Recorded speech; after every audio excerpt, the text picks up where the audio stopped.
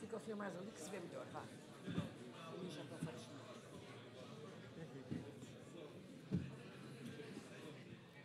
Ainda há resistentes que fiquem? Ainda há resistentes, ainda há resistentes. Eu ia lhe dar a palavra primeiro, pode ser?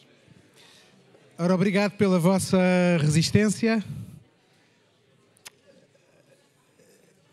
Nós queríamos concluir esta sessão só com dois testemunhos, cada um à sua maneira altamente qualificados. Um é do comandante Luís Costa Correia, que obviamente fez parte do movimento das Forças Armadas. Eu julgo que terá tido também papel na ocupação da PIDE da GS e, obviamente, de forma mais relacionada com o nosso tema de hoje, dirigiu o STAP e teve um papel, obviamente, importantíssimo na concretização desta e de eleições subsequentes. E tenho também comigo a arquiteta Helena Roseta, que, enfim, podia estar aqui em variadíssimas condições, está aqui na condição de ser constituinte. Antes disso, obviamente, fez parte do Congresso da Oposição Democrática, penso que esteve presa pela PIDE.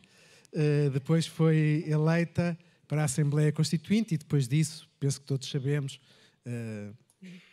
protagonismo político e social de vários tipos, vereadora da Câmara Municipal de Lisboa, etc, etc. Eu, desculpe abreviar, mas estou a abreviar nos dois casos. Eu ia pedir ao Sr. Comandante uma coisa muito simples, um testemunho, uma memória, uma recordação do que foram estas eleições. Está a funcionar. Muito boas tardes ou boas noites. De qualquer maneira, a terra não tremeu. Bom, o meu nome é Luís Costa Correia, participei efetivamente na ocupação da sede da DGS-PIDE e também no envio das tropas, dos fuzileiros que foram também ocupar a prisão de Caxias. Depois, a seguir, também na minha vida, tem sido uma vida de coincidências, também me vi envolvido naquele episódio do 11 de março, tentando, enfim, atenuar a possível guerra civil que se desenhava, para depois, mais tarde, vir dirigir a organização das eleições de 76. É por isso que, muito lealmente, vos quero dizer que pouco posso dizer depois deste magnífico filme. Pouco vos posso dizer, está lá quase tudo dito. No entanto, penso que poderei, pelo menos, fazer uma espécie de introdução àquilo que Helena Roseta irá certamente falar da sua experiência como constituinte. E, nesse sentido, também para não vos ocupar muito tempo, farei até porque não tenho propriamente o dom da palavra, tenho aqui uma pequena cábulazinha para seguir e estarei atento peço que estejam atentos às minhas distrações e que me corrijam quando veem que eu me estou, enfim, a estender demais ou coisa do género. No entanto, queria salientar que inicialmente esteve previsto que estivesse aqui assim também um oficial do Exército que teve um papel preponderante na organização das eleições, que foi na organização do escrutínio. Ele não pôde vir, mas está aqui, se calhar, provavelmente outro, se tiver, agradeço que se levante, que é o General Edurindo Ferreira, agora General Edurindo Ferreira, então Tenente das Transmissões do Exército. Provavelmente apelarei a que ele tenha alguns esclarecimentos sobre o que se passou naquela ocasião.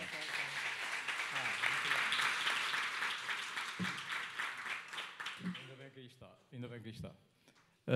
Portanto, diria então que, como vos expliquei, não participei de modo nenhum, praticamente, nas eleições, na execução das eleições de 75, da Constituinte, porém, acompanhei-as de perto porque o Coronel Costa Brás tinha apreciado algumas opiniões minhas e pediu-me então que fosse acompanhante do processo eleitoral.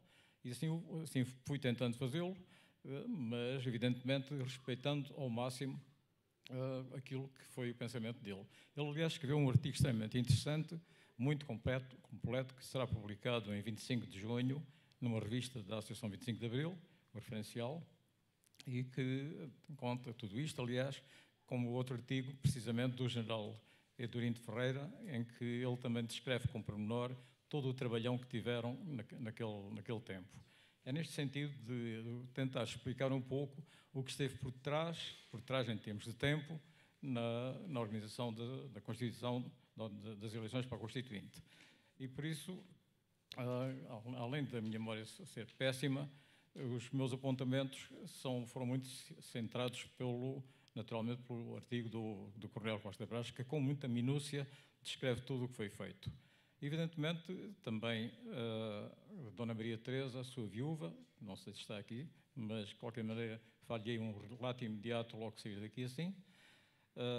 O Coronel Stoffel Martins, que foi o chefe de gabinete, o Comandante Almeida Costa, que se juntou mais tarde ao processo de preparação das eleições, e alguém que merece o nosso respeito e que eu vou sair daqui assim, vou pedir de imediato à nossa ilustre Maria Inácia Rezola que vamos meter uma cunha, está na moda, não é? Meta uma cunha para que ele seja condecorado com uma ordem qualquer, nem que seja a Ordem do Mérito Agrícola, que ele até se desviou e está a fazer um excelente trabalho na sua Alentejo. Mas é que ele foi o responsável precisamente pela organização logística, para quem não sabe bem o que é que isto quer dizer, do fornecimento dos papéis, das urnas, tudo aquilo que foi necessário para se fazer as eleições. E ele foi esquecido autenticamente, aliás, como outras pessoas. O próprio general Edurino de Ferreira deveria também ter sido condecorado, ele e, como ele diz muito bem, toda a unidade de transmissões que participou naquilo. Esteve aqui assim na Gulbenkian e fez um trabalho notável. Por outro lado, também me apoiei nas opiniões de Jorge Miranda, professor catedrático, conhecem, que, curiosamente, conheci em 1966, estava ele a fazer o Suíço da Marinha, e já naquela ocasião, imaginem bem, nós discutíamos como poderia ser uma futura Constituição no regime. 66 ou 67, não me lembro muito bem, mas, e daí assim as nossas conversas continuaram e foram muito úteis até para que eu percebesse um pouco melhor do que estava a passar. Portanto, além disso, para vos facilitar a vida, a quem esteja orientado nesse sentido, isto que eu estou a dizer está sumarizado em termos de títulos na internet, nas minhas telepáginas, ou como se diz em bom porte inglês, no blog, não é? No meu blog, que é costacorreia.blogspot.com. E agora, foi-me retirada a voz, a terra tremeu, não? Ok, obrigado. E, portanto, quem quiser seguir, esta estrutura consta lá. E se porventura tiver alguma dúvida, também lá está o meu endereço eletrónico. Quem tiver dúvidas, pode escrever-me e eu tentarei responder tanto quanto possível e logo possível. Portanto, para invocar o essencial, eu faria cronologicamente primeiro um relatório das datas mais relevantes, com um pequeno apontamento daquilo que me suscitou ao longo desse tempo. Em primeiro lugar, logo no programa das Forças Armadas, como aqui o próprio filme revelou, foi no programa das Forças Armadas, foi peça essencial a elaboração de um processo eleitoral que levasse a uma Constituição que, a partir da qual se estabelecessem as leis principais, nomeadamente o recenseamento e o modo de fazer eleições. Porque, evidentemente, quando eu comecei a pensar nestas questões políticas, para mim bastavam duas ideias. Uma era liberdade de expressão. Liberdade de expressão, porque liberdade de expressão, atrás dela vem tudo. Vem a liberdade de manifestação, liberdade de imprensa, etc, etc, etc. E eleições livres. Com isto, é a receita para uma democracia. E é tão fácil, de certo modo, raciocinar e tomar as nossas posições se tivéssemos isto em presente. Portanto, continuando, em abril de 64 ocorreu a sublevação militar. Tudo isso é bem conhecido. Felizmente já vejo aqui assim, gente com menos de 30 anos. Estou habituado a falar para pessoas que têm mais de 50 e que viveram tudo isto, quase que não é falar nelas. E, portanto, isso já me satisfaz imenso de sentir que a juventude está aqui representada. Pois logo em maio de 74, na segunda quinzena, é constituída uma comissão de juristas que iria elaborar, enfim, as leis principais para que se pudessem fazer eleições. uma lei sobre o recenseamento, até sobre uma Comissão Nacional de Eleições, etc, etc, etc. E já lá voltarei a isso. Essa comissão de juristas tinha pessoas com nomes muito respeitados: José Magalhães Godinho, Barbosa de Melo, Lino Lima e jovens juristas que mais tarde me viriam a acompanhar quando eu participei na organização das eleições de 76, das 5 eleições de 76. Bom, isto foi o que aconteceu, nomeadamente em maio de 74, logo em maio de 74. Em setembro dá-se um acontecimento interessante, muito interessante, quer dizer, muito duvidoso. Em 28 de setembro, o general Spínola renuncia ao seu cargo. Não sei, sinceramente, se ele, quando renunciou, já estaria a pensar em tentar voltar ao cargo. Enfim, é admissível. No entanto, os seus apoiantes tinham um conjunto de oficiais de alta qualidade, de alta craveira, que estavam muito reconhecidos e faziam tudo o que ele pensava ou que julgavam que ele pensava. Isto é um ponto que deixo aqui assim, porque mais à frente irei falar sobre isso. Portanto, estamos em setembro ocorreu isso, ele renunciou ao cargo e em novembro de 74, já aquela comissão de juristas tinha terminado a elaboração das eleições, dos projetos eleitorais, é publicada a legislação fundamental sobre o recenseamento, e assim as comissões do recenseamento foram cerca de 4.000, tantas quanto as freguesias. Houve mais ou menos 40.000 pessoas que participaram em todo esse processo de elaboração dos cadernos de recenseamento. E passou-se, efetivamente, de 1.200.000 pessoas que havia, supostamente, no tempo do regime anterior, para mais de 6 milhões de pessoas. Portanto, para ver. E, principalmente, e agora acentuo isto porque digo isto muito, uma das grandes vitórias da celebração militar e do processo que seguiu foi o facto de todas as mulheres com a idade de votar, serem recenseadas. Uma coisa que não podemos esquecer foi mais determinante que tudo, muito mais coisas. E isso não é focado suficientemente. As mulheres quase sempre são deixadas em plano secundário e, pelo menos, sob o ponto de vista do recenseamento. E depois, na participação eleitoral, perdão, isso foi evidente. Para mim foi uma das coisas mais interessantes e mais motivadoras do recenseamento e depois da participação eleitoral.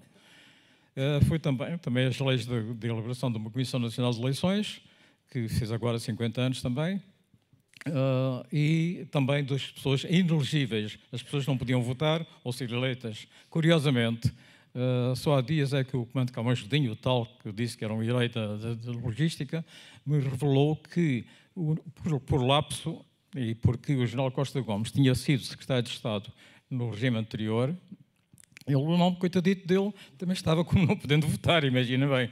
Aquilo foi um sarilho, a Presidência da República teve que ser envolvida e era, evidentemente, um grande problema se ele se apresentasse numa Assembleia de Voto. Olha, não pode votar, não é? Portanto, era realmente, ele, na ocasião, era já Presidente da República, como certamente se lembram.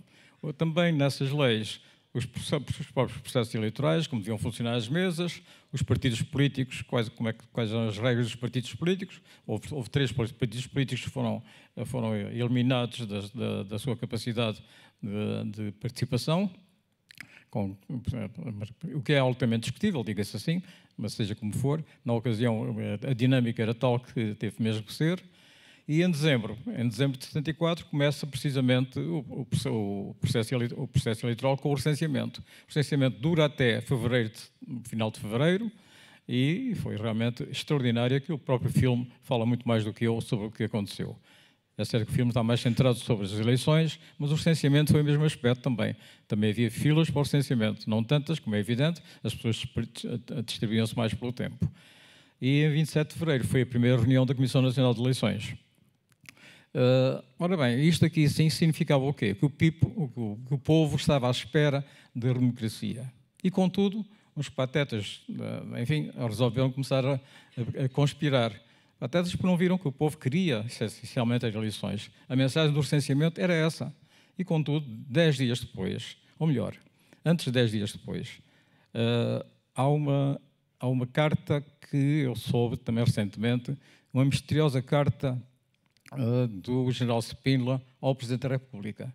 Foi escrita, sei quem a levou, sei que ele recebeu, mas não sei o que é que estava na carta. Ele nunca revelou admito que no autor do tomo do seu espólio não esteja, mas é realmente uma carta misteriosa. Bom, eu posso, enfim, congeminar algo sobre isso. Ele teria sabido, ou teriam dito, que havia um processo de a chamada matança da Páscoa, que era um processo que nunca foi provado, seria uma lista que seria de eliminação física de muitas pessoas, entre as quais o próprio general Spínola. Admito que tenha sido isso. O general Costa Gomes pode ter dito, mas como é que eu agora vou enfim, fazer escalas de serviço ao general Spínola e aos seus oficiais que o ajudavam? Não é? Se isto é um mero boato, admito que tenha sido isso. Sem elucubrações, há aqui gente mais qualificada do que eu e que certamente poderá dizer algo mais sobre o assunto. No entanto, antes desta carta, mesmo antes desta carta, havia aquilo que chamavam uma conspiração, que as pessoas mais envolvidas nisso, pessoas ligadas ao general Spínola, estavam envolvidas, que era uma conspiração que se chamou Palaciana. E porquê? Palaciana entre eles, não é? Isto pouca gente conhece. Porquê? Porque naquela ocasião, a Junta de Salvação Nacional e, conjuntamente com a Comissão de Coordenação das Forças Armadas, do Movimento das Forças Armadas, se reuniam periodicamente naquilo que chamavam o Conselho dos 20, que davam todos, ao todo eram 20, e reuniam-se em Belém. E um dos oficiais que, por escala, com paraquedistas, suponho eu, tinha que fazer a segurança, ou, portanto, evitar que fossem agredidos, ou o que quer que fosse, não é? Tinha, então, eles mesmos sido convidados a cercar o palácio e prender todo o Conselho dos 20. Está aqui o coronel Vasco Lourenço, que se calhar não sabia disto, mas ele logo dirá, eventualmente, mas esteve previsto. Então chamar-lhe a Palaciana porque era o palácio. Isto é também muito pouco conhecido. Estou aqui a revelar-vos, portanto, algo, estas duas coisas, a carta e isto, é algo um pouco em primeira mão. Entretanto, os oficiais ditos spinolistas continuaram a conspirar, esquecendo-se de que a grande mensagem do recenseamento era esta: nós queremos um país democrático, queremos eleições e, portanto, não queremos brincadeiras militares. E, contudo, foram para uma brincadeira, com a falta de informação certa, porque sobre fazer uma conspiração, um golpe de Estado com base num boato, enfim, é um bocado discutível, não é? E continuaram a conspirar. Houve até um jantar de homenagem ao coronel Firmino Miguel, do qual também saíram alguns impulsos nesse sentido. No dia 10 de março, na véspera do tal 11 de março, onde houve essa tentativa de golpe, diversos oficiais muito ligados ao general Spínola, sei que participaram em preparações de apoio ao eventual golpe de Estado que se iria realizar em 11 de março. Que, aliás, também marcou a minha vida, porque assim que eu estava numa reunião, enfim, depois de ter participado em 3 meses na Comissão de Extinção da DGS-PID, saí por discordâncias diversas, que lealmente apontei aos almirantes Pinheiro de Azevedo e Rosa Coutinho, que não me ligaram nenhuma, e, portanto, voltei para a minha unidade no Alfeite a contar torpedos. Enfim, mas houve uma reunião depois em que estava feita, não exatamente nessa área, mas no Ministério da Marinha, junto à Praça do Comércio, e as mulheres oficiais que moravam perto do Regimento de Artilharia Ligeira número 1, virá mais tarde ser conhecido por Raulis, começaram a dizer que havia lá oficiais, que havia tiros, havia aviões, etc, etc, de maneira que a reunião acabou, e as pessoas todas que estavam lá foram para as suas unidades, mas eu não ia, então, agora atravessar ao meio-dia, só para ir almoçar à minha unidade, do lado lá do Tejo, não. Estava com curiosidade, pus-me em traje civil, fui para a Avenida dos Ribeiros das Naulas, apanhei um táxi e lá fui, e lá consegui chegar ao local onde as duas forças já se começavam enfim, a estabelecer para combater eventualmente.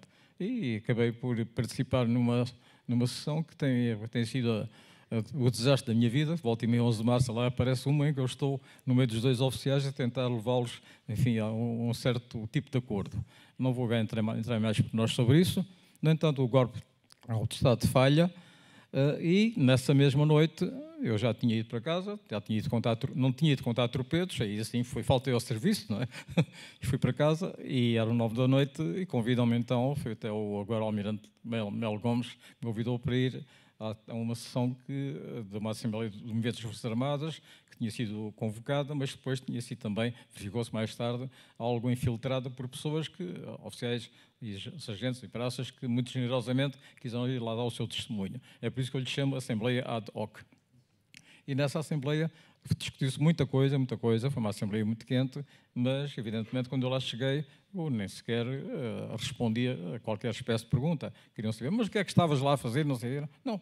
Disse apenas, isto aqui prova que os militares não estão fadados para fazer política. Temos é que fazer eleições. E, a partir daí, assim, o resultado das eleições determinar o futuro do país. Acho que o general Costa Gomes, não disse-me ele mais tarde, isso eu tinha ajudado depois a impulsionar a Assembleia no sentido de que se fizessem as eleições. Portanto, estamos em 11 de 12 de março e aquilo teve também consequências que levaram a que algumas forças políticas, também dentro das Forças Armadas, tivessem procurado estabelecer um pacto, procurado e conseguiram um pacto que foi já relatado aqui assim, creio eu, chamado Pacto MFA Partidos, no qual a Constituinte era condicionada em diversos pontos. Não é? Primeiro, na preservação das Juntas de Salvação Nacional, ou não, no Conselho da Revolução, que tinha mudado, a ajuda tinha mudado de nome, tinha passado a agregar também oficiais mais modernos, do movimento das Forças Armadas, e que eu acho que estou a perder um bocadinho, como é habitualmente, mas acho que vou, com a minha cábula aqui assim, vou reconstituir. Esse pacto teve consequência, enfim, foi elaborado no final de março, no princípio de abril, e teve como consequência que os constituintes tinham umas baias, enfim, das quais não se podiam libertar. Uma das quais era precisamente a existência de uma Assembleia de Militares, que seria, de certo modo, paralela, ou uma espécie de Senado, para além da Assembleia da República. Processo altamente discutível, teve depois os seus resultados, como conhecem, e já está fora do âmbito da minha intervenção, e me estão longe. Porque, precisamente, assim que esse pacto é assinado, recomeça o processo eleitoral. A parte logística, tal como a comandante cá um ajudinho, a organizar aquilo, o convite ao Exército e à sua arma de transmissões para se encarregar da recolha dos votos, que naquela ocasião tinha que ser transmitida telefonicamente. Estão a imaginar, agora é tudo pela internet, é num instantinho que se conhecem os resultados, mas ali era tudo transmitido telefonicamente das juntas de freguesia para os municípios, dos municípios para o Governo Civil, exatamente, vejam bem como está a minha memória, e daí assim vinham os resultados de ter aqui assim a Gulbenkian. Foi um extraordinário o trabalho que a Arma de Transmissões fez. Foi também pena que o seu representante, na ocasião, não tenha podido estar aqui assim, até é curioso, porque ele, além de ser oficial do Exército, também se tornou num pintor famoso. Portanto, não há dúvida que as Forças Armadas eram ecléticas, não é? Para além de eleições também se dedicavam também à cultura. Nessa ocasião, também naquela Assembleia de 11 de março, o nome do Coronel Costa Graça foi posto em causa e ele aborreceu-se porque davam a entender que ele não tinha sido suficientemente objetivo e tenaz no que diz respeito ao controle das forças que se podiam opor ao golpe de março. De maneira que acabou por pedir admissão e foi substituído por o Tenente-Coronel Arnaldo Metelli. E foi assim que então eu comecei que me convidou para ir para o seu gabinete. E foi assim que eu comecei realmente a perceber melhor de toda a estrutura logística, todo o trabalho que toda aquela gente fazia.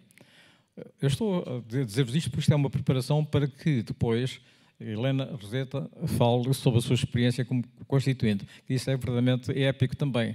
E é o que é mais importante nesta sessão, é não só aquele filme, como também o que ela vai referir. Eu estou apenas a dar conta daquilo que foi a minha sensação do que vivi naquele tempo, desde 25 de abril de 74, visto que eu só entrei na ação militar nesse dia. Eu tinha estado na conspiração, mas tinha sido a conspiração por discordâncias diversas, que não é aqui para o caso, e daí assim para cá,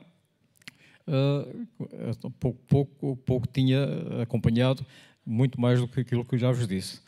Nessa ocasião que o Dr. Azevedo Perdigão coloca a Gulbenkian à disposição, como há bocado ouviram e viram, o Ministério da Administração Interna e os Ministérios preparam a PSP, a GNR, os Governos Civis, a questão dos dinheiros da GSP, ao fim e ao cabo, foi quando eu participei na ocupação.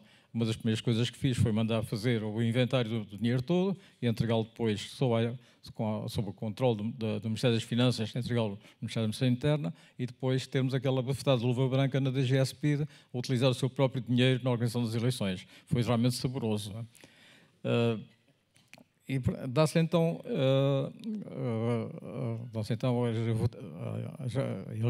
as eleições, com aquilo que foi no filme. O filme foi realmente comovente para quem assistiu aquilo perto e viveu aquele tempo, e mesmo para quem não o fez, tem lá episódios extremamente comoventes. A votação teve altíssima taxa de participação, mais de 90%. Curiosamente, um assunto que eu esqueci-me de desenvolver um bocadinho antes de vir para cá, é que, curiosamente, houve participação eleitoral, enfim, nos consulados, para os cidadãos que viviam no estrangeiro, mas também em Macau e em Moçambique. E nos outros territórios ultramarinos não houve. Esqueci-me de estudar isso, porque a razão foi, o facto é que na Constituição da Assembleia da República estavam lá e convidados, estavam lá realmente. Portanto, a minha memória lá não falhou muito, agradeço-lhe muito. É um mistério que não me lembro muito bem e certamente houve explicações para isso. E finalmente, quer dizer, há um pequeno episódio curioso, mas só para vos animar um bocadinho, é que quando das eleições eu estava adjunto ao gabinete do Ministro da Administração Interna e estava à porta da Gulbenkian, onde as altas entidades queriam entrar e ver, mostrar-se, etc., como era natural, para além dos 1.500 jornalistas que estavam cá, dos quais 1.000 eram estrangeiros. Portanto, vão ver a confusão que não era. Não é? De maneira que, então, chega ali ao pé a Natália Correia, no seu estilo, assim, todo esporrente e tal, e entra por ali fora, querendo entrar à frente daquela gente toda. Eu, enfim, digo, desculpe, tenho que ir para a fila. E ela dizia, mas quem é o senhor? Quem é o Romeiro? O Gilfredo Luís de Sousa. E então aquela assim, olha, sou um ajudante. Ou seja, ninguém. Isto era uma pequena anedota para vos chamar a atenção para aquilo que estou a dizer. Porque, agora, para concluir, diria que, a seguir, os militares integrariam o poder em 1976, e assim já que foi com a minha participação mais direta, e estou aqui a esquecer-me de homenagear jovens juristas, que eu devia ter enunciado aqui assim, mas podem ir à internet, os nomes deles estão lá, não é? E termina então com uma homenagem aos sucessores que no SETAP, que era o Secretariado dos Assuntos Políticos e depois Políticos e Eleitorais, onde estive, tive o prazer de estar com eles, que os sucessores, o engenheiro Morgado e a doutora Cláudia, a doutora Cidália, que está aqui assim também, e os outros colaboradores, têm feito um papel extraordinário, porque todo o edifício eleitoral que foi construído naquela ocasião manteve as suas raízes, a sua estrutura e a sua capacidade de adaptação, como se tem visto mais recentemente. E agora, só para terminar, digo que há bocadinho mencionei os jovens. Então, e agora, tudo isto para quê? Estamos aqui assim e sentimos que o país anda descontente. Os jovens estão descontentes por diversas razões e estão a pensar no seu futuro. E o futuro do país? O futuro do país passa por duas coisas. Uma é, não há dúvida que a Constituição é aceitável, tem erros, começa como se a história do país começasse em 74, o que é um erro, mas, de modo geral, é uma boa Constituição. As leis são bem feitas, há um Tribunal Constitucional, há eleições, etc. E porque é que as pessoas estão assim? Porque há muita representação, mas pouca participação. Pouca participação. E ela passa pelo poder local. E tenho estado a tentar ver se, porventura, dando mais poderes às juntas de freguesia, se as pessoas vão lá mais. Não resisto agora a contar-vos uma pequena história, só para terminar também. Eu habitualmente vou às minhas reuniões da Junta de Freguesia, que tem uma reunião pública mensal, que é a reunião mais democrática que há no país. Aí assim é que as pessoas vão, face às pessoas que elegeram, expor as suas questões, dar as suas opiniões. Ora bem, na região onde eu estou recenseado, há 50 mil pessoas na minha união de freguesias. 50 mil. É como se fosse a população de Évora, digamos assim. E no ano passado, no dia 5 de setembro do ano passado, 5 de fevereiro do ano passado, está na ata, alguém se levantou na reunião, no final da reunião, e propôs então um voto de louvor à junta, cujos sete elementos estavam ali assim, sempre impecáveis, ali sempre prontos a ajudar, a discutir, etc, etc. E que esse voto de louvor fosse dado por unanimidade e aclamação. E foi. Sabem quantas pessoas?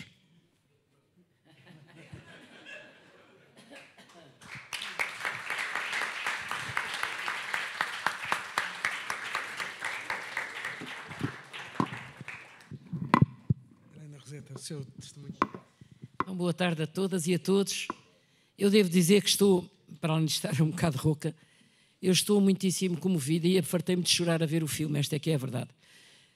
Porquê? As imagens são comoventes, a alegria das pessoas, tudo aquilo é comovente, mas a mim o que mais me comoveu e tocou, e por isso é que eu não conseguia parar de chorar, foi as caras das pessoas. Eram as caras da pobreza. As pessoas em Portugal já não têm aquelas caras. Mas eu adoro aquelas caras, adoro aquela gente, adoro o meu povo. E fez-me tanta ternura ver aquelas imagens que vocês não podem imaginar.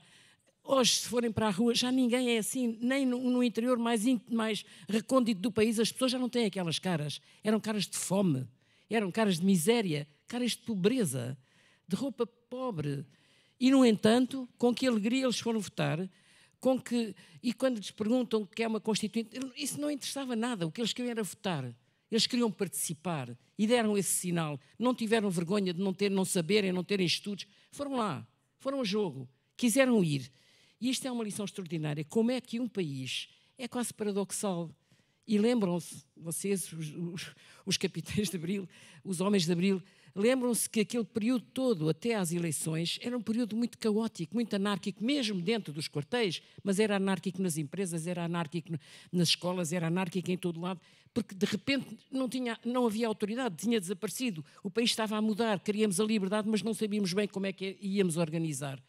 Como é que no meio disto tudo, desta situação caótica, que as coisas aconteciam a um ritmo alucinante, conseguem organizar o recenseamento e conseguem organizar as eleições? Isto é inacreditável. Eu realmente acho que merece uma salva de palmas mais uma vez. Isto é inacreditável.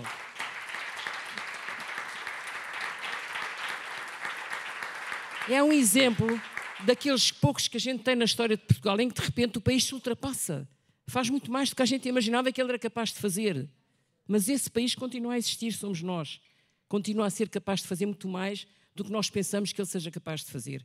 E, portanto, eu queria agora passar para a minha experiência da Constituinte, mas antes da Constituinte, a minha experiência mais rica foi um privilégio ter 27 anos, quando se dá o 25 de Abril, ser chamada, era universitária, era arquiteta já, aliás, sermos chamados a colaborar e participar, e eu ainda andei a ver vários partidos, acabei por entrar no PPD, Leonor, lembra-me bem contigo, Leonor Beleza, no princípio, o grande discurso que tu fizeste no primeiro congresso do PPD, que me ficou sempre no coração, e foi um discurso difícil para ti, não vou entrar por esse tema agora, mas foi um discurso difícil, e de facto os partidos estavam-se a criar, a construir, foi muito difícil, mas a experiência da campanha eleitoral, há pouco o Pedro dizia que tinha havido 300 eventos por dia, multiplicados por não sei quantos dias. Bom, a pré-campanha e a campanha foi de uma intensidade enorme e aquilo que para mim foi uma experiência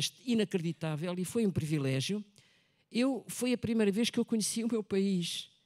Foi a primeira vez que eu fui confrontada com pessoas que nunca tinha visto em lado algum, que eram estas pessoas que vocês veem no filme e que faziam as perguntas que vocês imaginem estas pessoas fazer.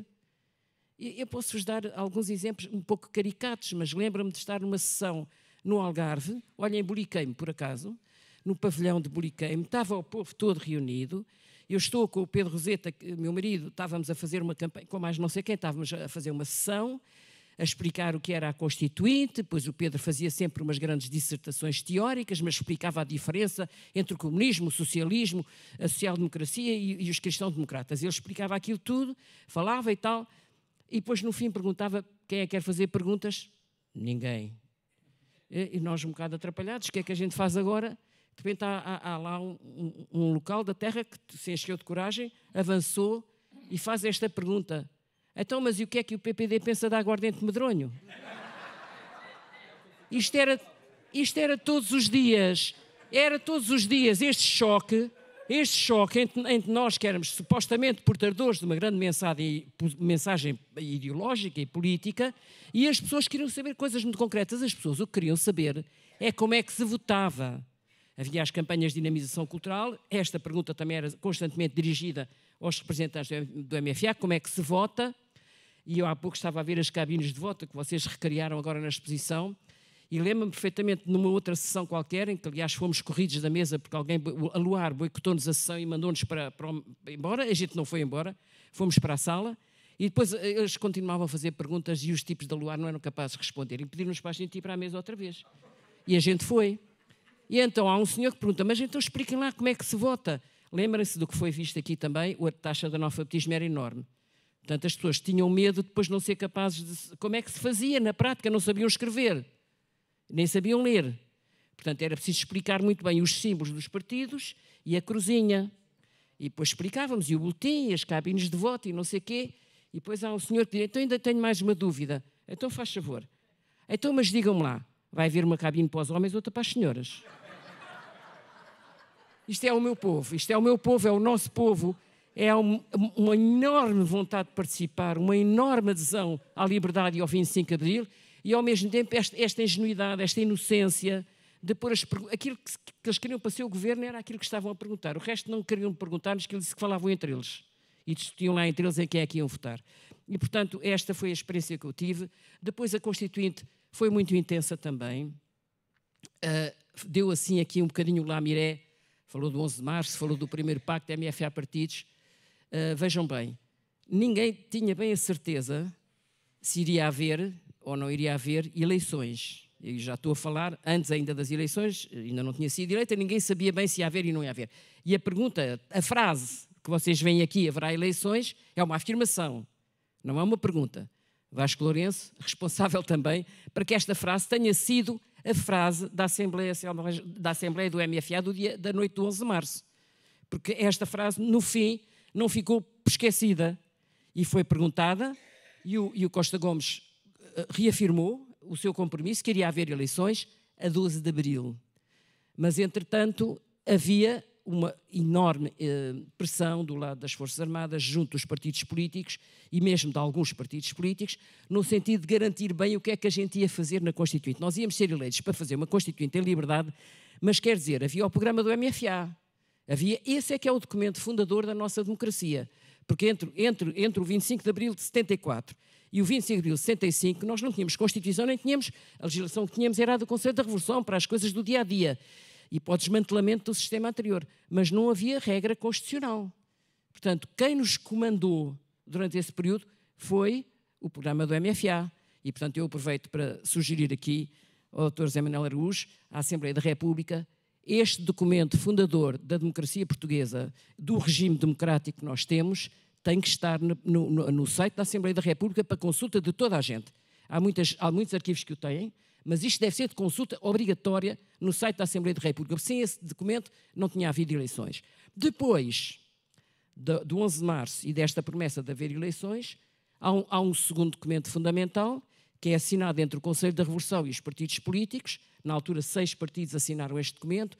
Foi o PC, o MDP-CDE, o PS, o PPD, que era assim que se chamava na altura, o CDS e a Frente Socialista Popular, FSP, que não chegou a ser eleita. Assinaram o pacto. E o que é que o pacto dizia? Já deu aqui um lamiré, mas eu vou lembrar. O pacto instituía um período de transição que haveria uma tutela militar, porque o MFA sentia-se responsável por garantir que as suas promessas feitas ao povo português no dia 25 de abril se iriam refletir na Constituição e garantir a transição, porque a transição era dificílima, nós tínhamos uma guerra colonial, tínhamos a descolonização para fazer, tínhamos muita gente nos quartéis, tínhamos armas por todo lado, era absolutamente fundamental que as Forças Armadas, representadas pelo Conselho da Revolução, que se constituiu pouco depois pela Assembleia do MFA e, sobretudo, para as pessoas que depois também estavam no Conselho da Revolução, tinham que ter aqui um papel importante. Então, primeiro compromisso, durante 10 anos, período de transição de 10 anos, os deputados constituintes tinham que se comprometer a, primeiro, a aceitar um regime político que tinha as seguintes características. Duas câmaras, era um sistema bicamaral, uma Assembleia Legislativa eleita e uma Assembleia do MFA designada pelos 3 ramos das Forças Armadas, de que o Conselho da Revolução faria parte. Portanto, havia 2 Assembleias. Haveria um Presidente da República, mas não era eleito diretamente. Era eleito pelas 2 Assembleias. Provavelmente estavam ainda muito escaldados com a tentativa que o Spínola tinha feito de passar à frente as eleições presidenciais sobre as legislativas e, portanto, não seria eleito diretamente o Presidente da República.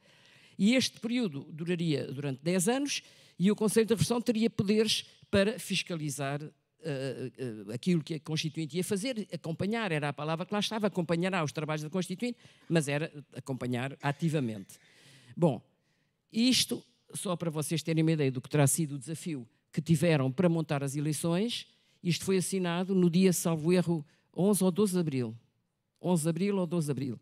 É que foi assinado o pacto que garantia as eleições, que garantia ao MFA que os partidos políticos aceitavam aquele condicionalismo e que o iam transpor para a Constituinte. E as eleições eram uns dias, foram em 25 de abril, 15 dias. Portanto, foi praticamente em cima da campanha eleitoral que nós tivemos a garantia que íamos ter eleições. Já estávamos todos na rua desde o princípio, desde o primeiro dia, mas estávamos em plena pré-campanha eleitoral. Bom, muito bem. Eleições, somos eleitos. Eu, por estranho que pareça, não sei porque é que me puseram na lista, porque eu não tinha conhecimentos nenhuns. A Leonor, por exemplo, sabia muito mais que eu, tinha melhor preparação, tinha uma preparação jurídica. Eu era uma jovem arquiteta que de leis percebia nada e de Constituição ainda menos. Mas gostavam que eu aparecia nas sessões e que as pessoas gostavam de me ouvir, vais na lista. Está bem, vou na lista. Se calhar não sou eleita, não faz mal. Lá fui. Um privilégio imenso. Vocês imaginem o que é. Não há eleições constituintes todos os dias. Naquelas, já foram há 50 anos, também não havia assim tantas mulheres. Fomos só 27 que fomos eleitas. E, portanto, eu que tenho 77 anos, tenho o privilégio de ver acabar uma ditadura, ver construir uma democracia e de pedirem-me a mim para ajudar. É uma coisa inacreditável. E, portanto, aí vou eu. Eu, da matéria da Constituição, não sabia nada. O que é que aconteceu? Por causa destes condicionalismos do primeiro pacto, houve uma combinação aceite na Assembleia Constituinte que nós não íamos votar a Constituição pela sua lógica normal, íamos começar pelos direitos fundamentais, direitos civis, sim senhora, organização económica, organização política não, o regime fica para o fim, vamos discutir tudo mais e no fim de tudo vamos discutir então como é que a gente consagra aquilo que assinámos no pacto que devíamos fazer. E começa a haver, quando há os resultados das eleições da primeira eleição e que se verifica que a composição da Constituinte é completamente diferente da relação de forças que havia dentro do MFA e do Conselho da Revolução, mas completamente diferente, e que, de facto, os partidos que mais à direita tinham uma expressão muito forte, aliás, o meu próprio partido, na altura que se apresentava como centro-esquerda, mas toda a gente lhe chamava fascista, mas a gente dizia que não, e não éramos de facto, mas pronto, era assim, estava tudo muito bipolarizado. E o que é que aconteceu? Este partido, o PPD, o PS ficou em primeiro lugar, o PPD ficou em segundo lugar, mas o PPD nem sequer tinha secretário-geral. Não sei se as pessoas não estão lembradas disto. O Sá Carneiro tinha adoecido e estava fora de Portugal. Portanto, foi um partido em roda livre, se calhar por isso é que ficou em segundo lugar. Foi feito pelos militantes. Andávamos pelo país todo e foi feito pelos militantes. Havia um secretário-geral substituto, que era uma Magalhães-Mota, mas quer dizer, não mandava nada. Era ministro até, sem pasta. Foi ministro sem pasta até ao fim. Já quando o PS saiu do quarto governo provisório, Magalhães-Mota ficou. Magalhães-Mota era ministro sem pasta, por definição. Era o estadista, era aquele que estava. E estava. E, portanto, era uma joia de uma pessoa, mas não era uma pessoa de combate, de confronto. E, portanto, isto passou-se. Nós ficamos em segundo lugar A única coisa que eu era capaz de ser útil era na habitação, portanto tive o privilégio de poder participar no artigo 65. O artigo 65 é aquele que consagra o direito à habitação em Portugal pela primeira vez. Nunca tinha sido consagrado esse direito em Portugal, em Constituição nenhuma, nem fora da Constituição ainda menos. Portanto, direito à habitação pela primeira vez, com coisas muito extraordinárias. Vou-vos só contar uma porque é muito engraçada, e é muito atual. Nós estamos a viver, como toda a gente sabe, uma crise habitacional. Uma das coisas que diz o artigo 65 é esta coisa. O Estado tem que garantir um sistema de renda compatível com o arrendamento familiar. Acham que sim? Alguém acha que sim? Onde é que isso está? Curiosamente, esta redação tinha sido proposta pelo Partido Socialista, que era um sistema de renda social compatível com o rendimento familiar. Isso é óbvio. As casas públicas são atribuídas conforme os rendimentos das pessoas e as pessoas só pagam o que podem pagar. Quem contesta esta redação não foi o PCP, nem foi o UDP, foi o CDS. Levanta-se o Mar da Costa a dizer, não, isto não está bem. Porque este sistema de renda compatível com o rendimento familiar deve ser para toda a habitação arrendada. Naquela altura era 40% da habitação em Portugal. É para todos. E foi, claro, toda a gente votou. Olha que bom. E, portanto, isto é uma história extraordinária, porque as coisas às vezes vinham dos sítios mais improváveis, mas a verdade é que eram aprovadas. Ou seja, e estou a chegar quase ao fim, se há um paradoxo que eu há pouco vos citei, entre um país tão desorganizado e tão anárquico, não era desorganizado, mas tão solto, tão livre, tão anárquico, e conseguir organizar um processo dificílimo como vocês fizeram, também há um paradoxo na Constituinte, que é entre tanto conflito e confronto que havia entre as forças políticas, entre os partidos políticos. Nós estivemos cercados na Constituinte uma noite inteira por uma manifestação monumental que era comandada pelo PCP, pelos partidos à sua esquerda. Portanto, o confronto era óbvio, era quase diário, era muito grande. Aliás, está ali um jovem dos serviços de redação da altura do Diário da Assembleia Constituinte. Eu lembrei-o há bocado. As sessões da Constituinte eram super tensas às vezes, tão tensas que era preciso interromper a sessão porque ninguém se entendia. E o presidente, o pobre do Henrique de Barros, bem pedia para não fazerem barulho. Das tribunas gritavam para os deputados, os deputados gritavam para as tribunas. Aquilo. Sabem como é que isto se vê? Se forem ao site da Assembleia da República, procurarem o Diário da Assembleia Constituinte e começarem a ler um bocado, inúmeras vezes, quando aquilo está mais tenso, por exemplo, a seguir aos dias em que havia golpes, e houve vários, nesses dias era uma tensão enorme, a gente vai ler o diário e é tudo aos gritos, das tribunas para os deputados, entre si, aquilo tudo, e o presidente a pedir para se calarem, e acabava por mandar interromper a sessão, para sair toda a gente durante uma hora para ver se aquilo se acalmava, e o diário diz isto, extraordinário. O presidente suspendeu a sessão, gerou-se o pandemónio. Esta expressão, era muito engraçado que um processo de qualquer de inteligência artificial verificasse quantas vezes a palavra pandemónio aparece no Diário da Constituinte. É porque a questão é esta, é que com este ambiente, com instabilidade governativa também, agora fala-se muito de instabilidade, mas naquela altura eram uns governos atrás dos outros, com este ambiente, com instabilidade a todos os níveis, com o pessoal da África que já estava a começar a entrar em Portugal, com todas as dificuldades que tínhamos pela frente, e com esta bipolarização, não era bem polarização, era multipolarização que havia na Assembleia, como é que os constituintes conseguem votar uma Constituição que exigia 2/3 e ela resiste 50 anos? Isto é que é um paradoxo. E eu pergunto-me duas vezes, como é que isto foi possível?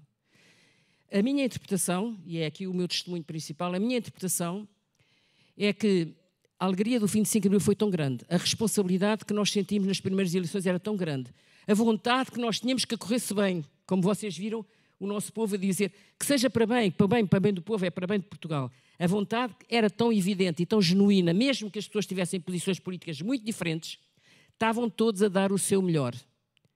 E isso é o que eu não vejo hoje. E isso é o que eu sinto que não há hoje. E que eu sinto que no Parlamento não há esta vontade de dar o seu melhor, de fazer, mesmo quando há ideias muito diferentes. No Parlamento, na Constituinte havia há partes violentos, mas não eram há partes pessoais, eram há partes ideológicos. Eram frases duras, mas eram ideológicos, não eram ataques pessoais. Eu não tenho memória na Constituinte, mas nunca, nem em todas as vezes que fui deputada a seguir, de haver parte do Parlamento, os senhores que eu não vou nomear, chamarem nomes e insultarem as senhoras deputadas. Eu não tenho, isso é que é machismo. muito maior do que a gente teve muito antes nas Assembleias anteriores, e a começar logo para a Constituinte. Eu não senti machismo nenhum na Constituinte, zero. Houve umas graças de linguagem, sim. O senhor Presidente Vasco da Gama Fernandes dar-me a palavra, depois eu pedi a palavra, ele não me podia dar a palavra, e ele responde, e isso está também no diário. Custa muito não dar a palavra a uma senhora, a minha senhora. Eu disse ao senhor Presidente, aqui não há senhoras nem senhores, somos todos deputados e o regimento é igual para todos. Isto foi um confronto, mas era mais um problema quase de cultura, se quiserem, geracional ou de linguagem, do que uma atitude de confronto ou de achincalhamento. E, portanto, esta lição que eu trago, nós somos capazes do melhor, às vezes alguns são capazes do pior. E, portanto, nós temos que puxar isto para cima. Esta exposição que vocês fizeram é incrível, vocês estão de parabéns. Eu tenho que cá vir muito mais vezes porque fiquei com vontade de ver muito mais coisas. Estamos sempre a descobrir coisas, um trabalho incrível que foi, de facto, isto. Esta lição de alegria e de confiança que nos foi dada pelos nossos queridos conterrâneos há 50 anos, é uma lição da qual nós precisamos muito nesta altura. Estamos muito cabisbaixos, estamos muito cansados. Nós não estamos a construir a democracia, nós estamos a desconstruir a democracia. E é o processo exatamente inverso àquele que nós tivemos o privilégio de viver.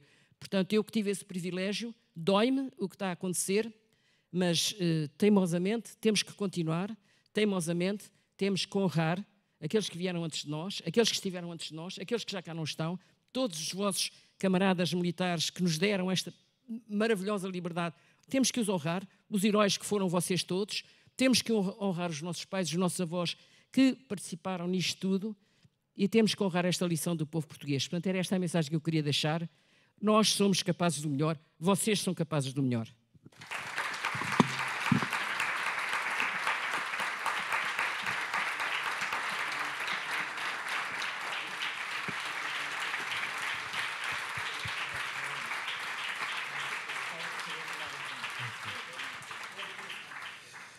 Citando Helena Roseta e Pedro Roseta em Buliqueime, quem é que tem perguntas?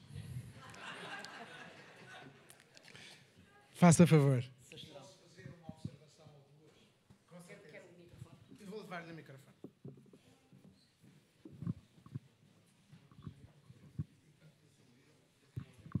Obrigado. Boa tarde. Em primeiro lugar, identifico-me. Eu sou o Major-General Idurino Ferreira, e dos que estão aqui na sala, e possivelmente dos que estiveram cá hoje, deve ser o único que esteve aqui exatamente há 50 anos. Eu também esteve. Ótimo, já somos dois. Eu fiz parte do grupo do Exército que organizou que colaborou com o STAP, do Ministério da Administração Interna, que organizou todo este processo eleitoral complicado que já foi referido. É com alguma emoção que estou aqui, ao fim de 50 anos. Já vi a exposição, genericamente está correta. Há ali um ou outro pormenor em que a história não está bem certa. E no filme, começo já por dizer... já agora, há 50 anos, eu tinha 24 anos e era tenente. E estive na equipa que programou toda a transmissão dos resultados desde as freguesias até aqui e que depois tratou da sua também contabilidade, chamamos assim, o escrutínio. E há um erro que está no filme, o filme é excelente, mas tem lá um erro que não está correto. Diz-se lá que o computador estava aqui. Não estava. Não estava aqui computador nenhum. Porquê? Era tão grande que era preciso uma sala maior que esta para o pôr. É para terem ideia de como é que eram os computadores nessa altura. Era muito grande, mas trabalhava pouco. Devagar e processava muito devagar. O computador era de uma empresa chamada Time Sharing, estava fisicamente junto ao Largo do Rato, perto da sede do Partido Socialista, mas não era na sede do Partido Socialista. E os resultados eram recebidos aqui e enviados para lá por linha telefónica, através de terminais informáticos, que sim, esses estavam aqui. Como é que chegavam aqui os resultados? De cada freguesia eram 4.027. enviava os resultados para o Governo Civil respectivo. Não havia conselhos no circuito. Era diretamente Governo Civil, freguesia, Governo Civil. Complicado porque muita gente não sabia escrever, ou escrever mal, e contar ainda pior. Resultados errados eram frequentes. Ainda bem que eram acertados nos governos civis. E do Governo Civil eram enviados diretamente para aqui, por telex, havendo aqui um telex ponto a ponto para cada Governo Civil. Ou seja, 22 telexes aqui. Dos telexes, os telegramas iam para os terminais informáticos e um ia para mim. E porquê é que eu me refiro a mim um bocado sem modéstia, não tenho vergonha de o dizer. Eu fui aqui, durante a noite, fui o responsável da ligação com a comunicação social. Os jornalistas que aqui estavam eram mais de 1000. E não houve nenhum telegrama que chegasse aos jornalistas que não tivesse passado primeiro pelas minhas mãos. Porque tinham que ser todos registados, assinados e só depois é que eram entregues. Imaginem, o que foram 4.027 telegramas recebidos aqui, multiplicados por 1000. Não foram tantos, mas foram bastantes, foram milhares e milhares de fotocópias que aqui foram feitas. Correu tudo bem, mas os senhores jornalistas, não sei se está aqui algum, foram as pessoas que mais trabalho me deram na vida. Foi um trabalho louco durante aquela noite, porque todos queriam tudo em primeiro lugar. Só para não me alargar muito, porque já estamos atrasados, é só para dizer que o Exército, as Forças Armadas, foram fundamentais para todo este processo eleitoral e, em especial, o Exército, porque foi o Exército que aqui esteve, foi o Exército que colaborou com o Ministério da Administração Interna a organizar todo este processo. A pessoa responsável por esse grupo de que eu fiz parte era um major na altura, hoje coronel na reforma, José Maria Marques, que aqui já foi referido, era para ter estado aqui para falar e foi por isso que eu resolvi. Aliás, a doutora Mariela Inácia Rezola já me tinha falado que eu eventualmente poderia falar, porque ele não pôde vir. Portanto, era só para reforçar esta ideia e dizer que correu tudo bem, mas podia ter corrido pior, porque houve muitos problemas nas freguesias, houve em juntas de freguesia, comissões administrativas, que as pessoas, apesar de ensinadas por mais do que uma vez como é que deviam proceder, alguns não somaram os votos, não fizeram o somatório e foram para casa. Outros fizeram-no, mas não os mandaram porque o partido deles tinha perdido. Isto é verdade. O partido perdeu, não vão resultados para Lisboa. Outros estavam um bocado alegres, já o vinho escorreu pela garganta até às tantas. É verdade, houve casos desses. E, portanto, às 6 da manhã do dia 26, nós estivemos aqui a noite toda, às 6 da manhã estavam os resultados praticamente prontos. Imaginem que foi mandar de telefone para o Governo Civil e de telex para aqui. E depois para o Largo do Rato fazer as contas e voltar a mandá-los para aqui. Às 6 da manhã estava tudo definido praticamente, os resultados estavam definidos. Quem ganhava, quem tinha perdido, estava tudo definido. Faltavam 240 freguesias. Só, que já não tinham, faltava eleger um deputado, que já não tinham importância no resultado final. E às 6 da manhã interrompemos. Voltámos às 2 da tarde e ainda faltavam muitas dessas 240 freguesias, por as razões que eu disse. Tivemos que mandar a GNR à procura dos presentes de junta de via. E só para terminar, o caso mais caricato que houve foi de um presidente de uma junta de freguesia do Ribatejo, que não o encontrávamos, ninguém o encontrava. Até que às tantas a GNR lá obteve uma informação, ele deve estar ali naquela casa e não sei o quê e tal. Foram lá à procura dele. Ele tinha, já agora posso dizer-vos que também houve casos amorosos nestas eleições e também no escrutínio. Ele tinha saído com uma moça que estava lá na junta de freguesia, no processo eleitoral, e desapareceu. Apanhado pela GNR, pediu muita desculpa pelo que tinha acontecido e, como em Santarém já estava tudo fechado, faltava só um, eles foram-se embora. Não havia lá ninguém a receber mensagens. Como já estava tudo fechado, ele montou o seu cavalo e apareceu em Santarém com o impresso dos resultados na mão. Muito obrigado.